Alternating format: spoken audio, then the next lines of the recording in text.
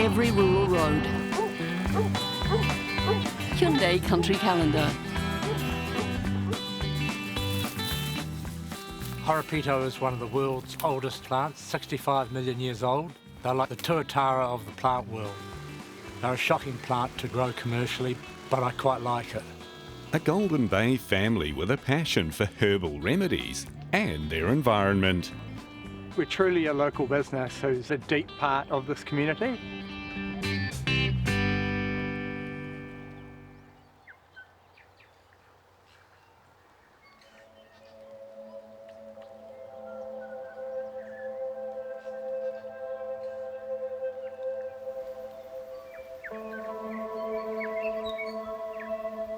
In Mohua Golden Bay, nestled at the edge of Kahurangi National Park, an ancient crop is growing within the rainforest. Horopito is one of the world's oldest flowering plants. If you think of humans as being a separate species for 300,000 years, these plants are 65 million years old, so really, really ancient.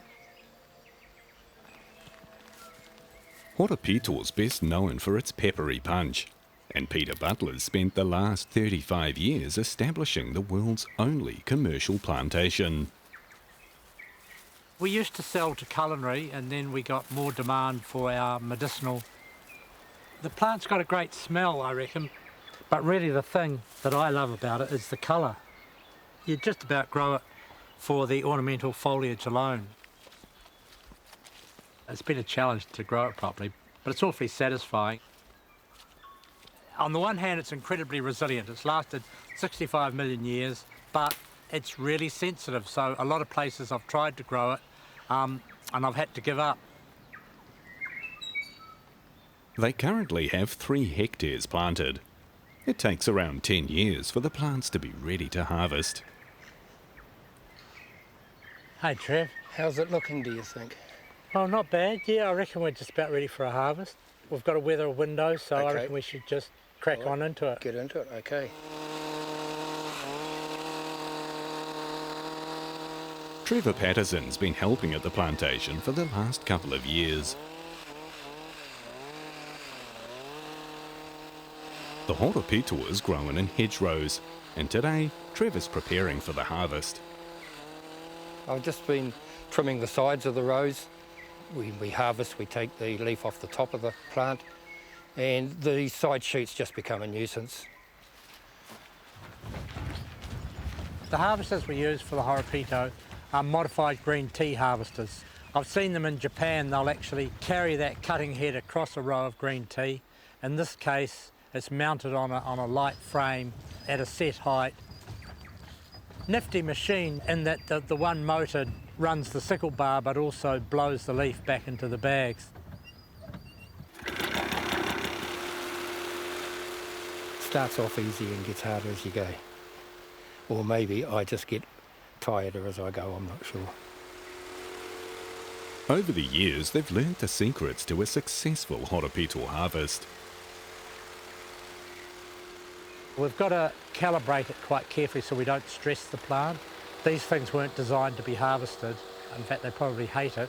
So that's one of the things that we've selected for over the 35 years odd that we've been doing it, is plants that can actually stand to be repeatedly harvested. Very important that we go up and down the rows the same way each time, because as it's harvested, the bush tends to lean in the direction of harvest. So if you get it wrong and you go the wrong way, you soon know about it. It just becomes impossible to push. Back in the 1970s, Peter and his partner Linley paid $5,000 for 90 acres of rainforest here. It didn't even have road access. I would call us alternative lifestyles. We're just looking for cheap land anywhere in the country.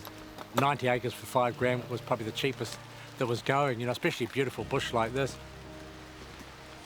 We persuaded another couple to go in with us, so they got their half of the land for $2,500. That was a real good deal. Yeah, when we first got here, it was all a bit of a shock to our system, because we'd just been living in Auckland, so it was really damp living in the bush. I mean, we shouldn't have been surprised. It's 4 metres of rain, maybe 5 a year, so you just lived in gumboots a lot of the time. We hadn't really thought about how we were going to make a living, which, you know, in retrospect seems quite foolhardy. Perhaps we were like type A hippies.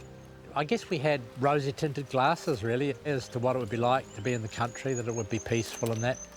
But we're not peaceful sort of people, you know, we're anxious, motivated people, and that's why we've started businesses and we've pushed them quite hard. The couple did all sorts to make ends meet.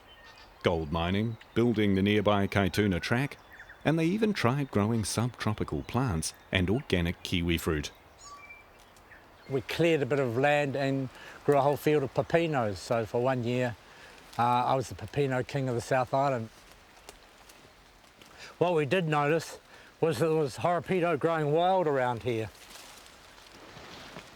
Māori have long used Horopito as a painkiller, so Peter did some research and found a Canterbury University study that showed the peppery native had antifungal qualities. The actives that are in the leaf have been able to withstand dinosaurs grazing. Given that it grows in high rainfall areas, it's been able to resist all the fungi and the moulds that have attacked it over millennia, and that's what we find really valuable. What's really interesting with a leaf like this is you can see where an insect's attacked it. Here is the antioxidant response. It's sort of like an immune response that we might have if we get an illness. It's those qualities that this plant's got that we extract and put into products. Harvesting the Horopito is the first step. Then they need to extract the active ingredients.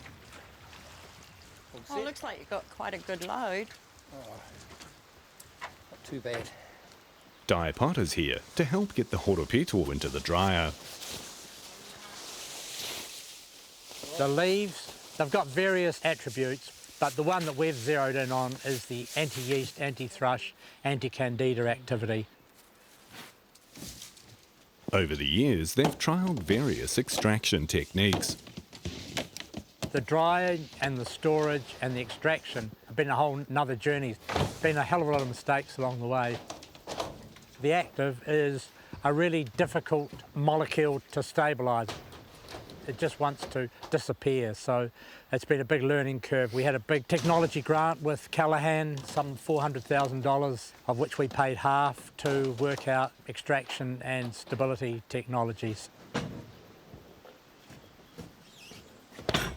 After harvesting, the leaf goes into the dryer and gets dried for several days at a critical temperature. And while the Horopito plantation is a relatively small employer, Peter's other business is one of the largest in Golden Bay. The whole family is involved in the natural health business.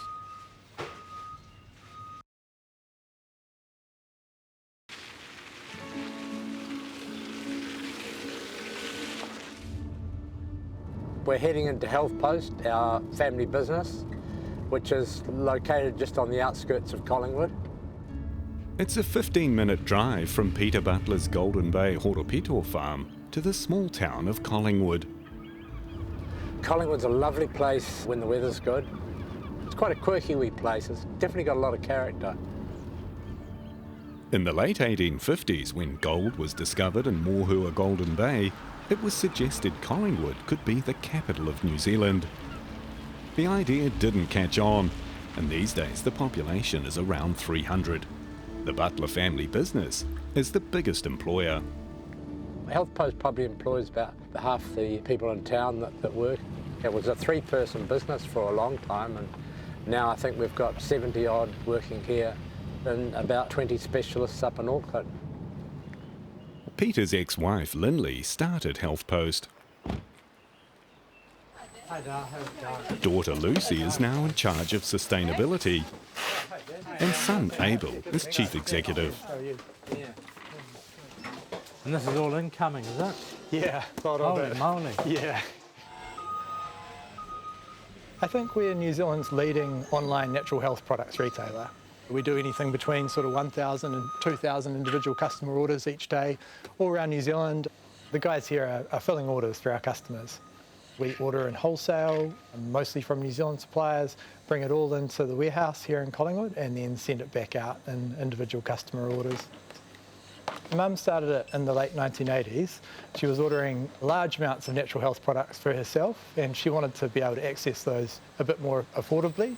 So she actually started buying in bulk from suppliers and then distributing that out among friends and family. Mum really sort of keyed into a need and niche there, and the business just grew through that word of mouth for so long, and then with the advent of the internet and things just absolutely boomed. Peter bought HealthPost from Linley, and when Abel came on board, he changed it from a mail-order catalogue business to an online retailer. They've recently purchased 2 new Australian businesses. Abel and Lucy have done an amazing job with the business. Peter's Horopito range is among thousands of products that leave the warehouse every day. It's sold under the brand name Kolorex. So we've got about 10 products. We've got foot and toe cream here for athlete's foot. We've got Candida Balance for gut care. We've got a wash product. And we did some research that showed that the Horopito extract was actually really good for cold sore. Did that at Otago University, so we have a cool little product called Triple Action Lip Ointment. We've got about 2,500 coming out today. Zoe Frost from NZ Post is on deadline. These will go from Collingwood all the way to Nelson. They'll get resorted, put on a truck and sent down to Christchurch, where they'll end up on planes tonight. All those comings and goings means HealthPost is very aware of its carbon footprint. We've got solar panels on the roofs providing about a third of our power. We're zero carbon certified with ethos, and we offset our carbon using our only native New Zealand forest credits, and we've actually got our own carbon farm just up the road. Back at the Horopito farm, they're expanding too. Peter's planting another 6 hectares with the help of Di Potter. They're incredibly slow growing. They're like the tuatara of the plant world. I've never known a plant that dies so quickly in a drought either. Hence, this rainforest is a really good place to be growing them. So this is a pretty cool little finished planting device that I tracked down. So you don't have to bend over. You push it in, and that opens up the duck beak. So it's gone dunk like that, and pop that down, lift it out, and then just secure the dirt around the root of this moisture-loving plant and on to the next one. It all sort of works, more or less, although after 35 years I am still learning. Probably killed as many Horopito plants as I've planted. Di's going to come through with the protectors. It might look a bit weedy, but we don't really like to use Roundup here unless we really have to. We put the mats around to sort of stop the weeds and protection. When they're little like this, they don't like the frost much. Peter's always experimenting with ways to grow Horopito. Normally you wouldn't see Horopito growing out in the open like this. You'd find them under a forest canopy. So what we've got to try and do is recreate a sort of microclimate that suits them. And the Manuka Kanuka is my latest attempt to do that.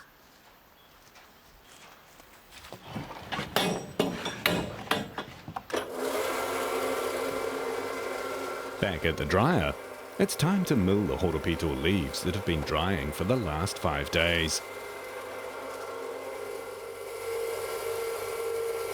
Essentially we're milling it so that it can be stored economically and also so that it can be processed. This is a fairly rudimentary sort of outdoorsy milling process. When it actually gets extracted, it's all sterilised in the extraction process. So we end up with a sort of it's called an oleo resin, so it's sort of a cross between a wax and an essential oil, and that's the basis for all of our products. This polygodile is a devil to try and keep. It just wants to react with everything, and that's part of why it's so effective against candida and stuff. It's a very reactive active. The extraction process happens off-site once they have enough for it to be commercially viable. So this load is heading for a storage facility in Nelson, where it will be kept in a way that it retains its active properties.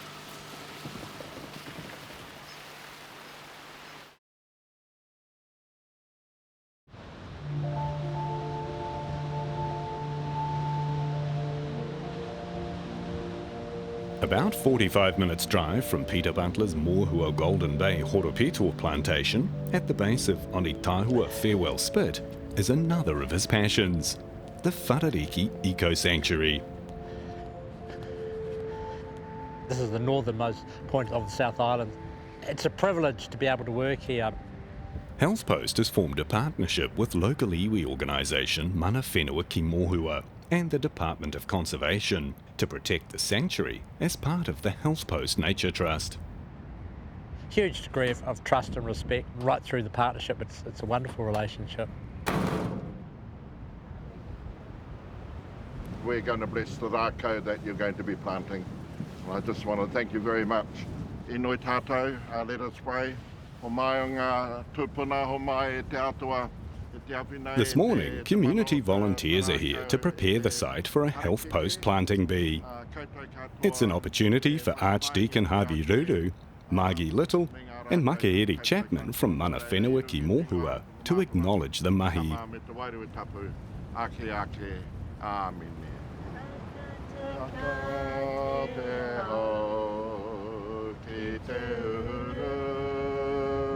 This place is known as Aotearoa.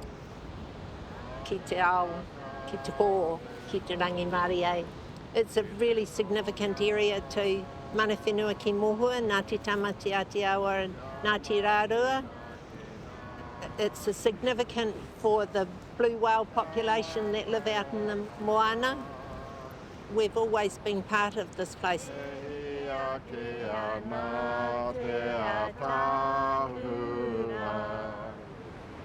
Aotearoa means piled up sand in te reo Māori.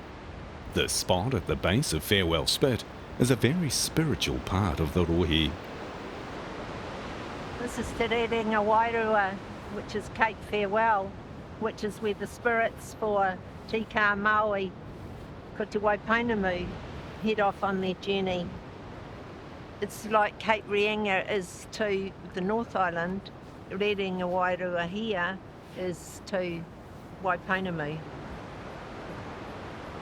HealthPost Nature Trust has spent years planning, planting, trapping and fencing in the eco sanctuary. In 2020, a 3-hectare predator-proof fence was completed to provide a safe haven for native plants and animals. Hey Marion, Hey, hey. how are you? Yeah, good.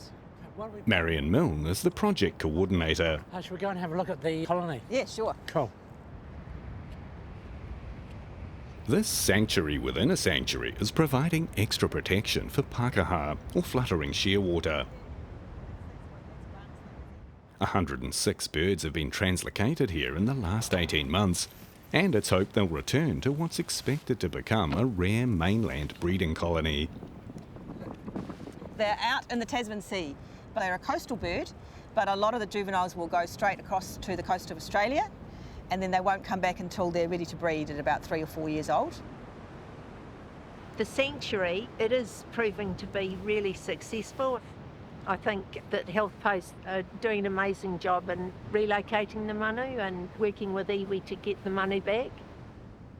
Kia ora koutou, HealthPost whānau. Thank you all for coming out despite a week of rain. This is the 4th year that we've planted. HealthPost donates $100,000 to the Nature Trust every year. Today, staff will plant 1,000 natives in the sanctuary and nearby wetland. We're truly a local business. I think everyone that lives here is quite connected to the natural environment, so it just kind of really makes sense, I think, for us to engage with it and be a part of restoring it as well. I wish that more businesses around New Zealand kind of realise that even at that small, medium level, there's an opportunity to actually have an impact and to trust that others will get on board and contribute. It's been fantastic. I mean, it'll just grow from here. We're going to extend this fence, make it bigger and bring in bigger and more endangered birds. So it's an exciting journey. And Peter Butler's journey with native herbal products continues too. Back at Forest Herbs, he's putting another herbal hero under the microscope. In the markets, there's always kawa cream, but the science hasn't been done. So I'm working with an iwi incorporation to do a bunch of science and find out superior varieties. Each row is a different variety of kawa, so we're trying to work out what would be the best to grow as a sustainable crop and what sort of activities we're looking for that would have relevance to people that like taking plant medicine, really.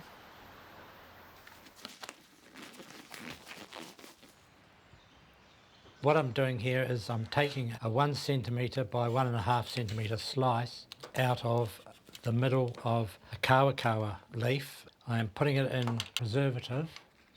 It's pretty similar to what I did with Horopito back in the day. It is going to get sent down to a university to have DNA testing.